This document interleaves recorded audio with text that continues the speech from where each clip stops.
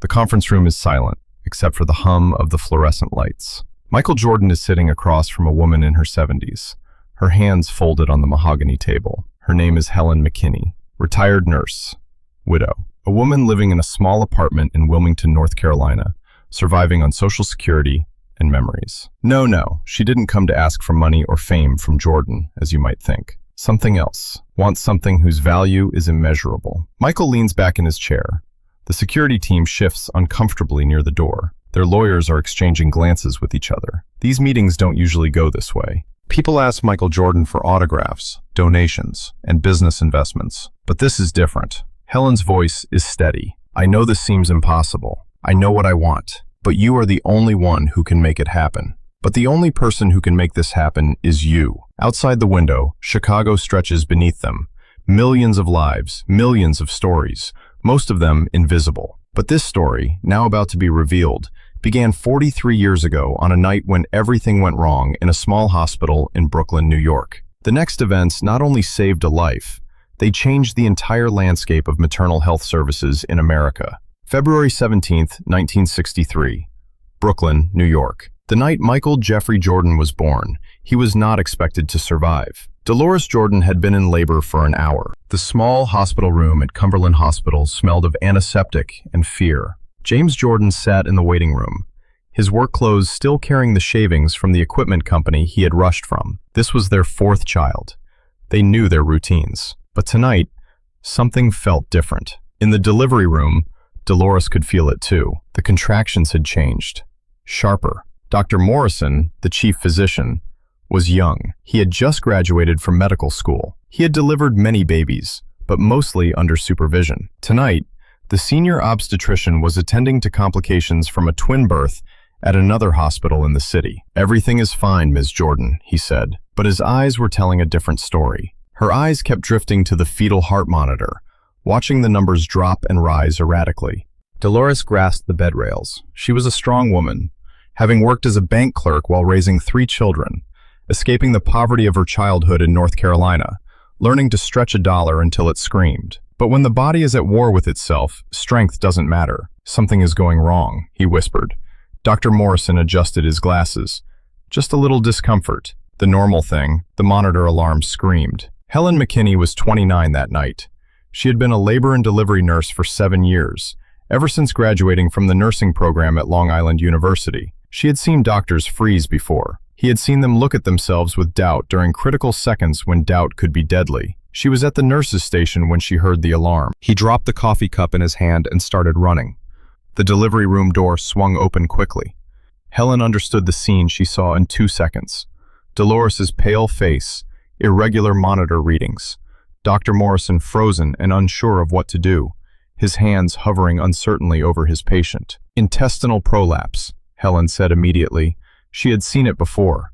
The umbilical cord passing through the cervix before the baby, getting compressed with each contraction and cutting off its oxygen. I'm not sure, Dr. Morrison said with a confused and uneasy voice. There is no time. Helen was already moving, already positioning Dolores, already doing what 7 years of experience had taught her to do without thinking. We have at most 2 minutes before brain damage. Call the operating room, right now. Dr. Morrison didn't move. Helen looked at him. She really looked at him. She saw the fear, the paralysis, the terrifying realization that she was about to lose the patient because she couldn't move her body fast enough to save them. She made a choice that could end her career. Get out of my way. She pushed past him. Her hands found the cord, loosened the pressure. Dolores screamed. Stay with me, Helen said, her voice cutting through the panic. Your baby needs you. You have to stay with me. The seconds stretched. Helen could hear her own heartbeat, feel the faint pulse in the umbilical cord weakening. Another nurse entered the room, then another. The anesthesiologist arrived, breathless. OR in 3 minutes, someone shouted. We don't have 3 minutes, Helen said sharply. Helen looked at Dr. Morrison, who had finally undone his scrubs. You must deliver this baby now. Emergency delivery, I'll help. What happened in the next 90 seconds would be debated in hospital review boards, whispered about in nurses' lounges, and eventually buried in paperwork and bureaucracy. Dr. Morrison, following Helen's firm instructions, performed an emergency delivery that saved 2 lives. Hold on, I need to pause here. I need your support to continue publishing stories like this. Subscribe and turn on notifications. That way, you'll be telling YouTube you love my stories, and I'll be able to share more with you. I'm grateful for your presence. Thank you. At 11:47 p.m., MichaelJordan took his first breath. He was weak, very weak. Helen took the baby, suctioned his airways, and skillfully and efficiently rubbed his little back. "Come on," she whispered. "Come on, little guy." One breath, then a cry, thin, frail, but there, alive. She wrapped him in a blanket and placed him on Dolores's chest. The mother was crying, exhausted, traumatized, but her hands instinctively reached up to hold her son. "You have the spirit of a warrior," Helen said softly. "Everything will be okay." What Helen didn't know, what no one would ever know, was that the baby in her arms would become the greatest basketball player in history. He would become a global icon worth over $2 billion. He would change the economics of sports forever. But that night, he was just another baby in Brooklyn, and Helen was just an ordinary nurse doing her job. The only difference was that she had done more than her job. When her shift ended at 7 a.m., Helen had written the incident report. She documented everything: the delayed response, Dr. Morrison's hesitation, her decision to take control. She knew what would happen. In 1963, nurses couldn't overrule doctors, especially young nurses, especially women. Still, she submitted the report. 3 weeks later, the letter arrived at her apartment on Tuesday, hospital letterhead. She opened it standing in her small kitchen, still wearing her night shift uniform. Disciplinary review. Insubordination. Violation of hospital protocol. Suspension pending investigation. Her hands trembled. Not from shock, she had expected this, but seeing it in official language made it real. It became a record that would follow her for the rest of her nursing career, to every hospital, every clinic, every job interview. Her husband Thomas found her sitting at the kitchen table an hour later. The letter spread out before her. "They're punishing me for saving 2 lives, she said quietly. Thomas read the letter. He was a repairman, a practical man who believed in justice and hard work. He watched Helen come home exhausted from every shift, sometimes caring for her patients with an intensity that frightened him. "Helen, you did the right thing, believe that," he said. "But doing the right thing will cost me my career, Thomas," Helen said wearily. She was wrong about that, and she was right. The disciplinary hearing lasted 2 hours. 3 hospital administrators sat opposite Helen, all men, all older, all looking at her with expressions ranging from barely concealed hostility to discomfort. Dr. Morrison spoke first, pale, tense, afraid of losing his position. Nurse McKinney's actions, while ultimately resulting in a positive outcome, violated established chain of command protocols. "As chief of staff to me—" "You froze," Helen interrupted. The administrators looked at her sharply. "With all due respect, Dr. Morrison, you froze. That baby would have died if I had waited for you to decide. It wasn't. The monitor readings are in the report. We had less than 2 minutes. I made a choice. The baby lived.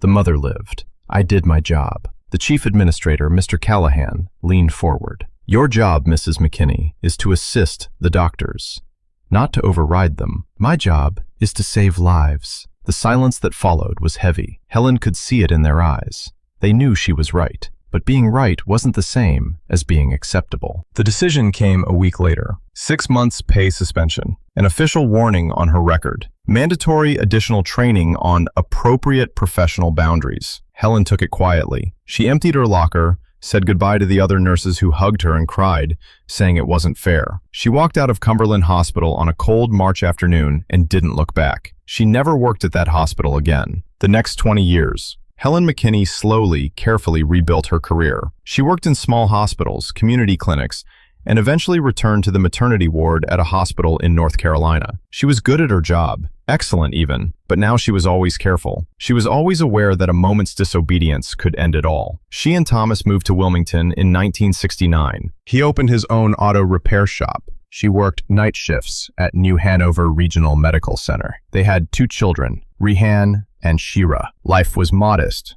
but full. They went to church on Sundays, barbecued in their small backyard, watched their children grow up. Helen never mentioned the incident in Brooklyn to her children. It felt like another life. The baby she saved had become a file, a memory that surfaced when she couldn't sleep, wondering if it was growing up healthy, if the lack of oxygen in those critical minutes had caused permanent damage. She never imagined she would ever know the answer. 1984. Rehan was 17, obsessed with basketball. Posters covered his bedroom.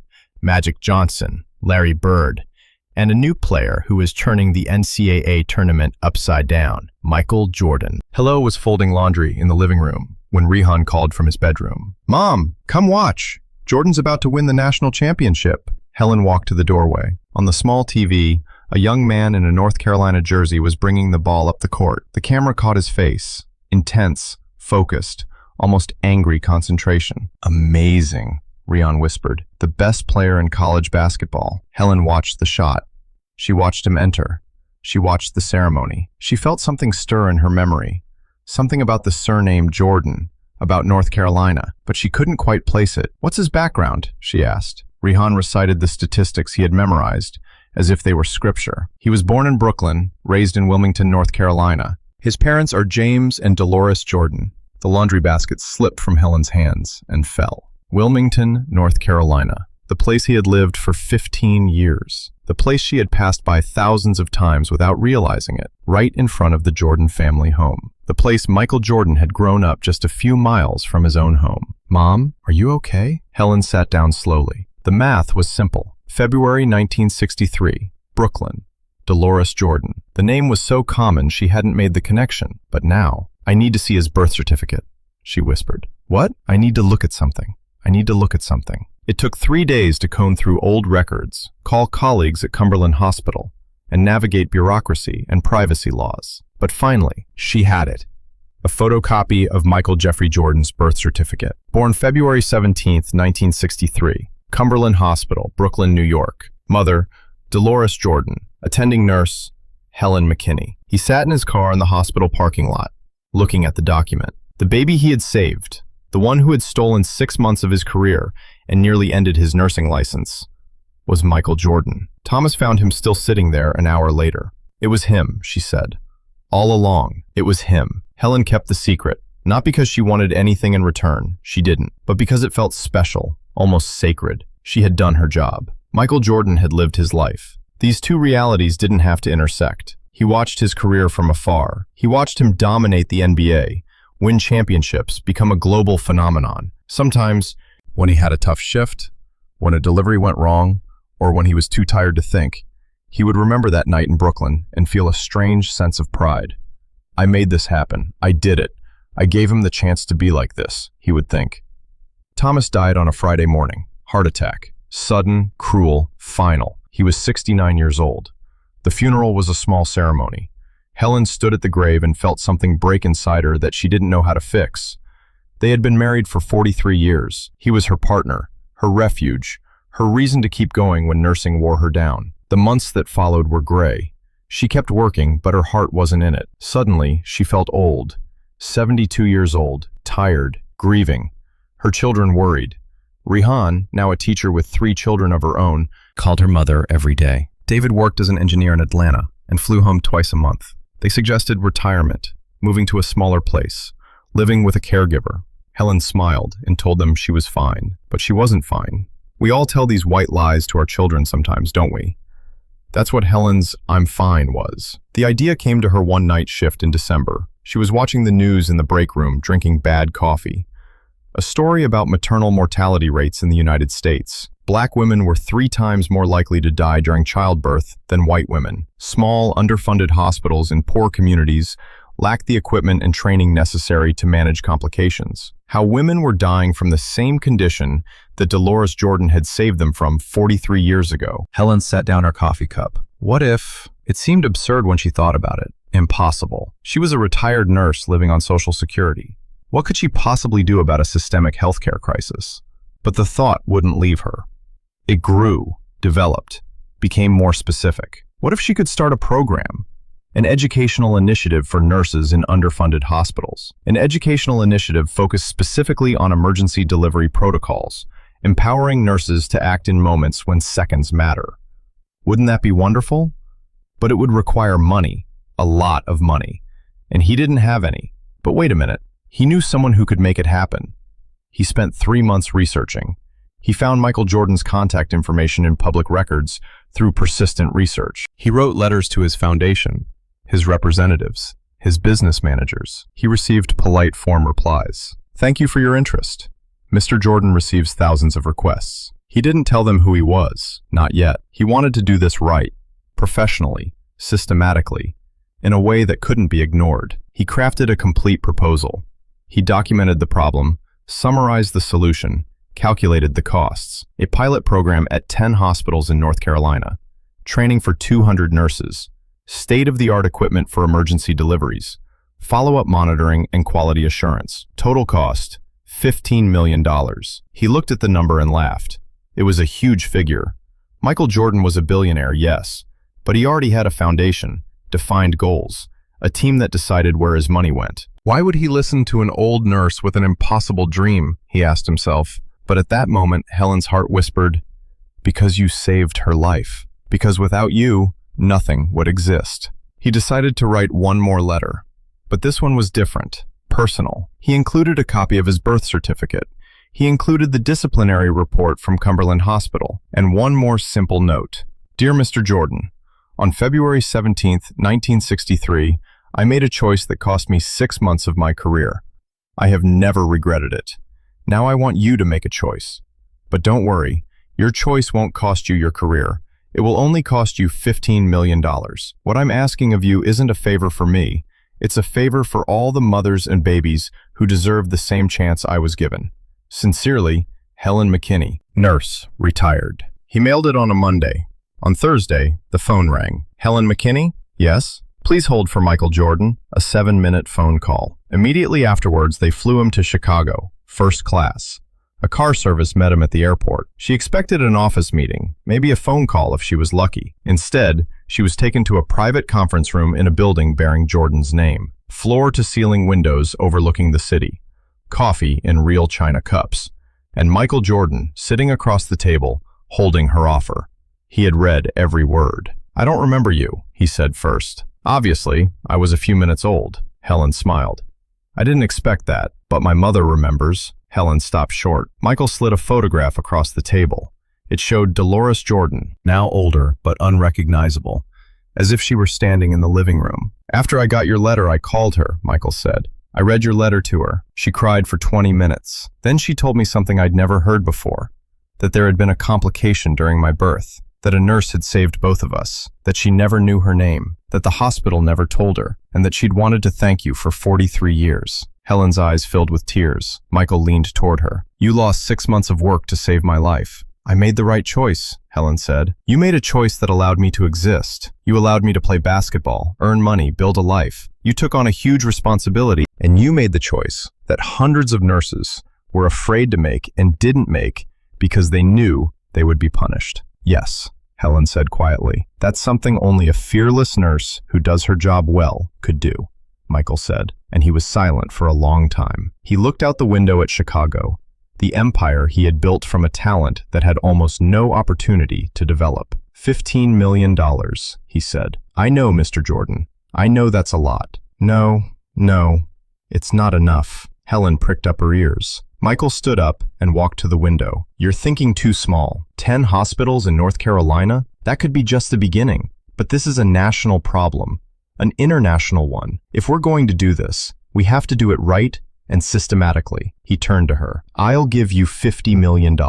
We'll create the Helen McKinney Emergency Maternal Care Initiative. Nurses will be trained in every state. They will be provided with equipment, legal protection for nurses who have to bypass inadequate doctors, and scholarships for nursing students who commit to working in underserved communities. It will change policy at the hospital management level, and it will bear your name, so that every time a nurse makes a difficult choice and a mother and baby survive, people will know who taught that nurse to be brave. Helen couldn't speak.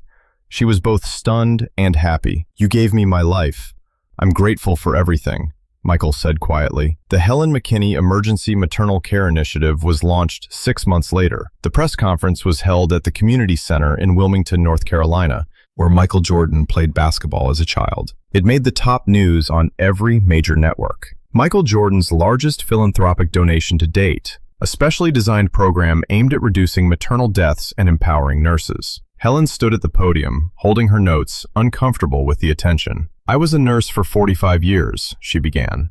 "I saved many lives. I lost some, but I never forgot the moments when I had to choose between following the rules and doing the right thing. For far too long, nurses have been punished for making the right choice. That ends now." The audience, nurses, hospital administrators, journalists, community members, erupted in applause. Michael stood on the sidelines watching. Dolores Jordan sat in the front row, clearly crying. After the press conference, Michael brought them together. Helen and Dolores hadn't seen each other in Brooklyn since that night. "Thank you," Dolores said, her voice trembling. "Thank you for my son." They embraced and wept, these two women bound together by an impossible night 43 years ago. The initiative moved quickly. Within the first year, 500 nurses in 15 states were trained in emergency birth protocols. A legal defense fund was established for nurses facing disciplinary action due to emergency interventions. $10 million worth of emergency medical equipment was distributed to 50 underfunded hospitals. A partnership was formed with medical schools to change the curriculum around nurse-physician collaboration. With new federal guidelines protecting healthcare workers responding to emergencies, the statistics began to change. Maternal mortality rates at participating hospitals fell by 35% in the first year. Emergency birth survival rates increased by 42%. Helen traveled to hospitals across the country, spoke with nurses, and shared her story. She told them that even if the system fought against them, they had the power to save lives.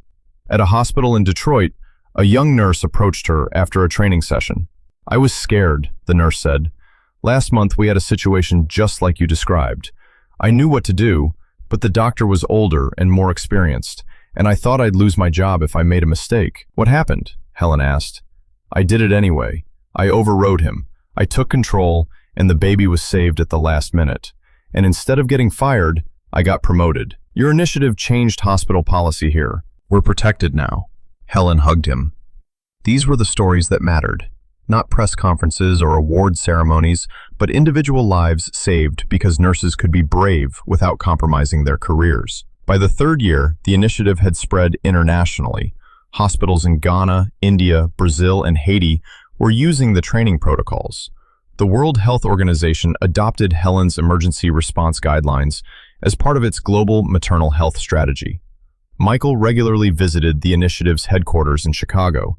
He had equipped Helen with a full team, medical directors, program coordinators, policy advocates, but he always made time to ask Helen what she needed, how he could make things better. "You gave me more than I could have imagined," he told her once, sitting in the conference room where he had made his initial pledge. "You gave me life," she said simply. "It's just interest." But it was more than that.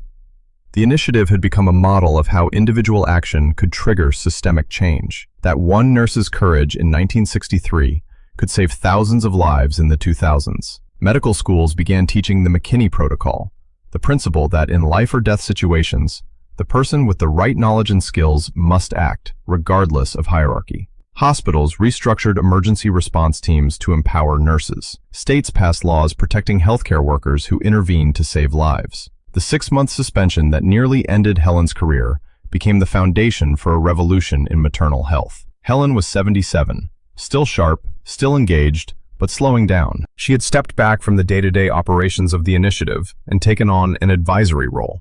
On a warm spring morning, she received a call from Michael's assistant. "Can you come to Charlotte next week? Michael wants to show you something." Curious, she flew down. The car took her not to an office or hospital, but to a large plot of land on the outskirts of the city. Construction equipment was everywhere. The skeleton of a huge building was taking shape. Michael, wearing a hard hat on the construction site, met her with a smile. "What is this?" she asked. "The McKinney Women's Health Center, opening next year. A state-of-the-art facility, completely free for uninsured and underinsured mothers. A teaching hospital for the initiative. A research center developing emergency protocols.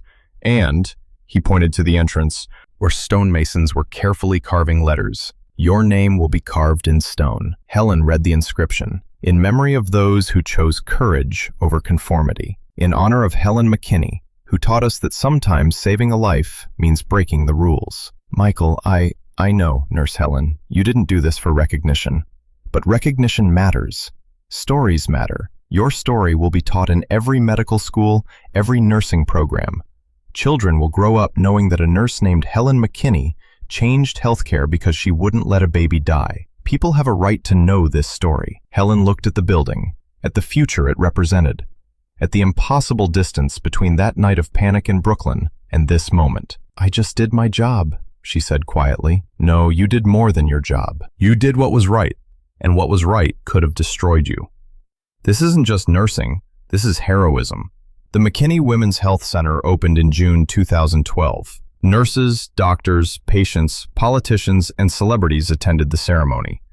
Michael gave a speech that was repeated for days on news networks. "We talk about legacies," he said, "championships, records, impact.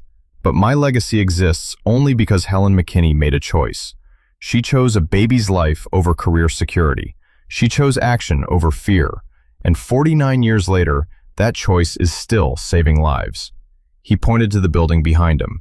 "This center will save thousands of mothers and babies. The initiative has already saved tens of thousands more.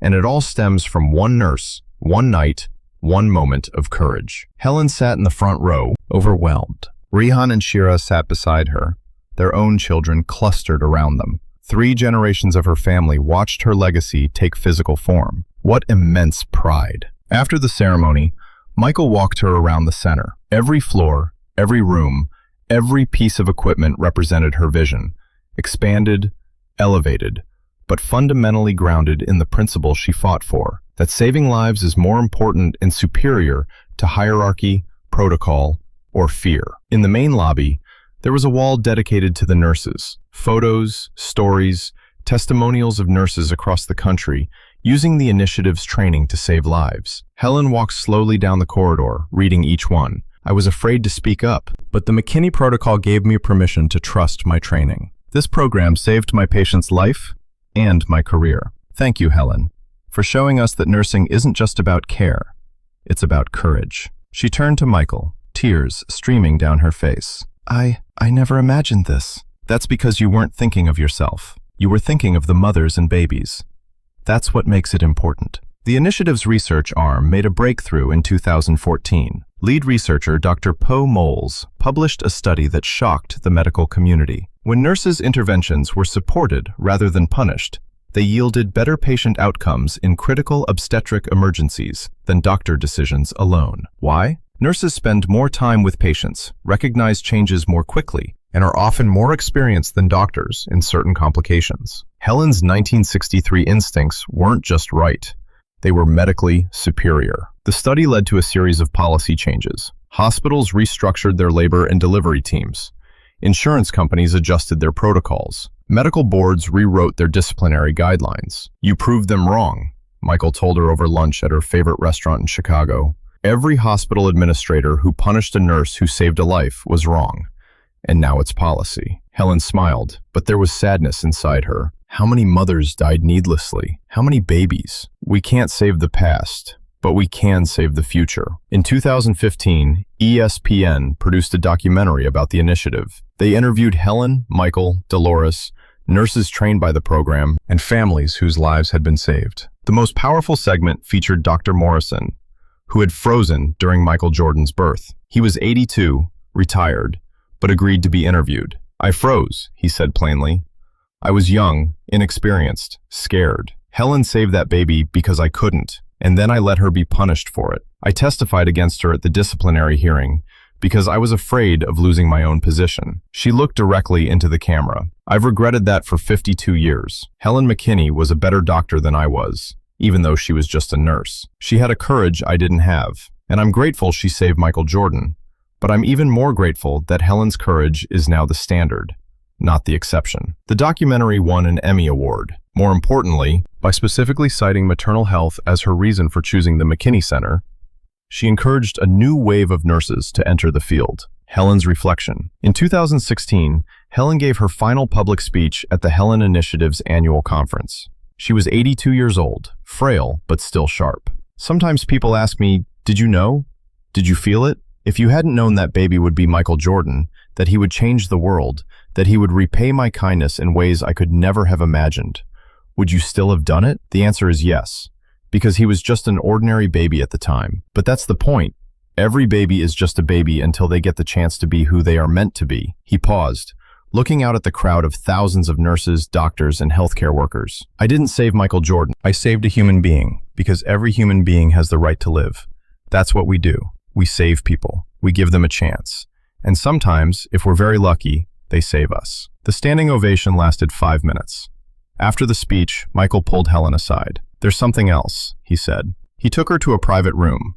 Inside were Dolores Jordan, Helen's children Rehan and Shira, and their families. "You gave me to my family," Michael said. "You gave me my career, but you never asked for anything for yourself. So now I want to give you something you can't refuse. Please accept this." He handed her an envelope. Inside were documents: the deed to a fully paid-off house in Wilmington, medical care coverage for the rest of her life, and a trust fund to cover her children's and grandchildren's college education forever. "Michael, I can't." "You can. You will. You saved my life.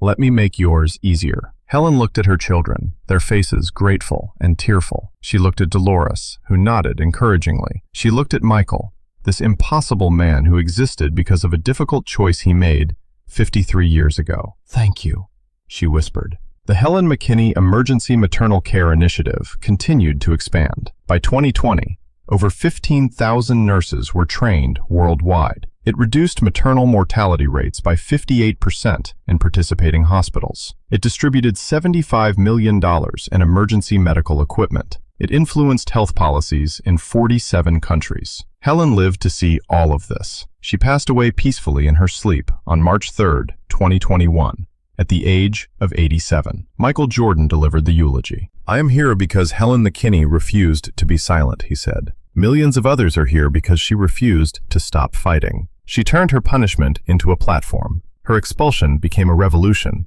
Her courage became a global standard." He paused, his voice trembling. "I am grateful for the opportunity to have known her. I am grateful for the opportunity to have helped her. But most of all, I am grateful that she existed in the first place. The world is a better place because Helen McKinney was brave." Over 2,000 people attended the funeral. Nurses flew in from all over the world. Mothers brought their children who had survived complicated births because a nurse had been allowed to act. Initiative staff came. Michael's entire family came. And at the cemetery, Michael placed a special marker next to Helen's gravestone. It simply read, "She saved one life. That life saved thousands." The McKinney Center in Charlotte continues to operate. It delivers over 3,000 babies a year, all free of charge for uninsured families. The training program has spread to 75 countries. Medical textbooks now include the McKinney Intervention Protocol as standard curriculum. Rehan, Helen's daughter, took over as executive director of the initiative in 2022. She expanded the program to include postpartum care,